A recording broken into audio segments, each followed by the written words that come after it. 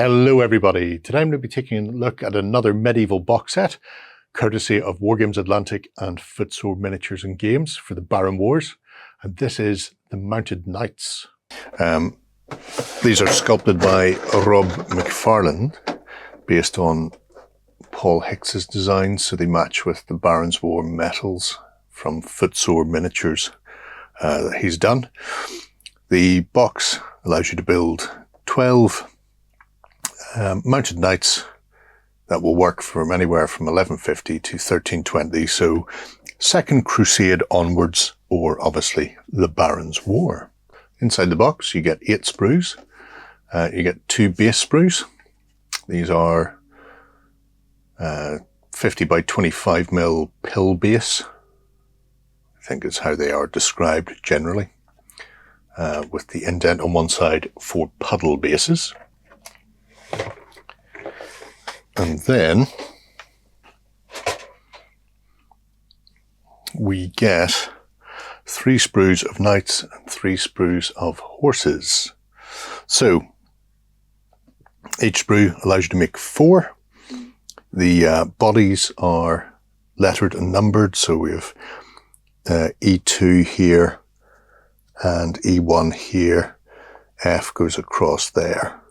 Likewise D. Heads and reins are also lettered and numbered because the mouthpiece, the lower jaw, is attached to the reins, and this sort of little oval semicircle here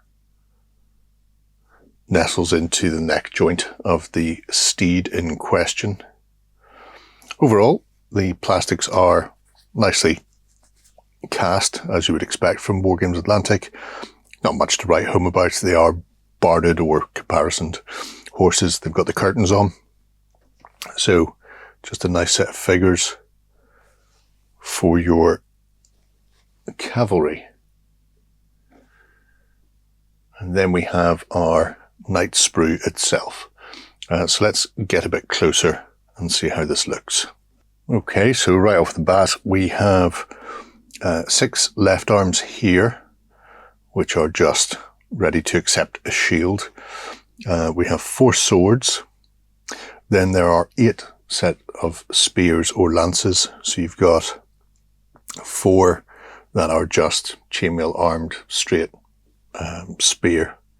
And then you've got 4 that are more like a later medieval sort of tournaments lance with the protection over the hand itself, and then the flayed head on it, or flared head rather. Head-wise, there are quite a few.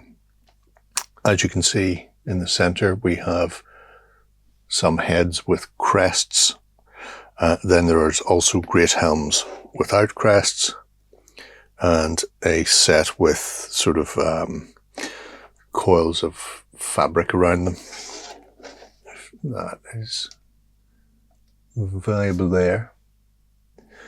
On top of that, we also have a selection of chainmail and various pot-helmed heads.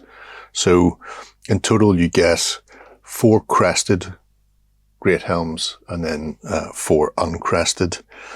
So you can do all of the figures if you're doing a knightly order, like the Templars. You can have those if you want them to be actual baronial troops of some description. You can add the crests, or if you're looking to have just a selection of random knights, then you've got these options here. So 2, 4, 5, 6, 7, 8, 9, 10. So 10 alternative heads, helmet styles, which are very good. And then also 3 just with the arming helmet on. So the sort of leather or fabric coif on top to take the great helm. There are also 8 shields, 4 large here and 4 small. And then we have another arm that's got the strap to help them carry the weight of the shield. Only 1 in here like that, along with the axe. And then we have our 4 saddles. So these are obviously very narrow, high backed, low front. So the pommels are relatively low, and they just sit into the grooves that are in the middle of the bodies. But that's enough of that. Let's take a look at them built up, and you'll see exactly how they come together. Okay, so I've built 8 of them up. 4 is sort of early, and 4 is later style with great helms on them. Size-wise, these are approximately 40mm to eye level. Horses are roughly 35mm to the top of the head, although obviously heads are up and down. To the haunches, they be about 30mm. Build-wise, very quick. I haven't done any real cleanup on them. Just look out, you can see here the high-backed saddle and the lower front pommel. That's the only real thing you have to look for when you're building them. I would also suggest mounting the figure to the horse and then positioning the arms for shields and the like to get them into a more natural pose. Because if you start gluing things on, you may find that they don't sit comfortably, including if you want to have any of the spears or lances couched, running forward. If a head is in the way, it's going to be a bit of a pain to move it. But I do like the way Wargames Atlantic do the heads. Gives you the actual reins. I know Justin's a big fan of having the reins hanging separately without big blocks between them. It's a very clever way of doing it. Last of our sort of early knights. I should have probably had that hanging directly behind, but it wasn't sitting nicely for me. But that's me. Always pushing on. Tail-wise, any of the tails and any of the heads will fit with any body. So you just need to get your body pairs put together and then attach heads and tails willy-nilly to give you a bit of variation in them. If we take a look at some of our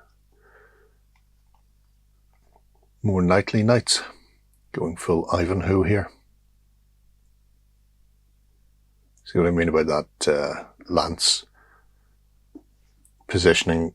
Very important. So you want to make sure that the body that you're putting it on, the head's not going to get in the way with the horse, because the bodies are all twisted slightly at an angle. So lead arm is your shield, which makes sense, but it means when you're putting on some of these, they will sit in a precarious way in some cases. This one I thought might be able to have it a bit lower, but it just sat odd for me. So you do have to do a bit of dry fitting to make sure you get the right pose for the right mount.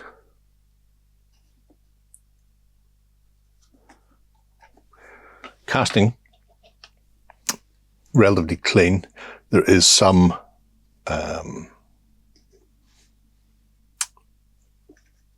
what's the best word? Flashing is the word I'm looking for. There's some flashing around the edge of the shields, but because they're on a flat edge, it's very easy to scrape off. The biggest issue I had with the miniatures was the sprue gates for the saddles. The sprue gate meets the middle, front and back of the saddle, so clip further away, because you're not going to be able to get a flat cut on it, and then trim it back with either a knife or a file, just to deal with it that way. Put some of the crested heads on here, so you can have your jousting knights if needs be. Coming in, Sir Guy de Bois-Guilbert up against Wilfred of Ivanhoe. Beautiful set of miniatures, obviously nailed on for the Barons' War. They've done it in conjunction with Paul Hicks and Andy Hobday for the Barons' War, but outside of that, there's an awful lot of medieval warfare that you can use these in, so you don't need to be restricted into just playing the Barons War. You can go way out west, or east in this case. Fancy doing some Norwegian late crusading? Give these guys a go. So there you go. The Mounted Knights, perfect for your Baron War games or any other historical set you want to play within the 1100s to the 1300s. So you've got 200 years of solid crusading, fighting and meleeing to go on there. Obviously, because these have been made with the Barons War in mind, they are typically English, but there's not a huge amount of difference in the equipment that they would have had across some of continental Europe. Certainly France and England were trading knights back and forward quite a lot. So a lot of families came from one and went to the other. So you can really mix and match these to your heart's content whenever you're playing. Also, because they have been made a part of a series, the foot soldiers that are already out there, so the foot sergeants and the foot knights, all the pieces are compatible back and forth. So if you're after some bits and pieces to either change up what they've got, or you're looking to make mounted and foot versions of both, it's easily doable with this set. So let me know what you think below, folks. Until next time, bye-bye. Go ahead and check out our other content on screen now. And while you're at it, why not hit subscribe and remember to ding our dong. Go on, you know you want to click it. Go on.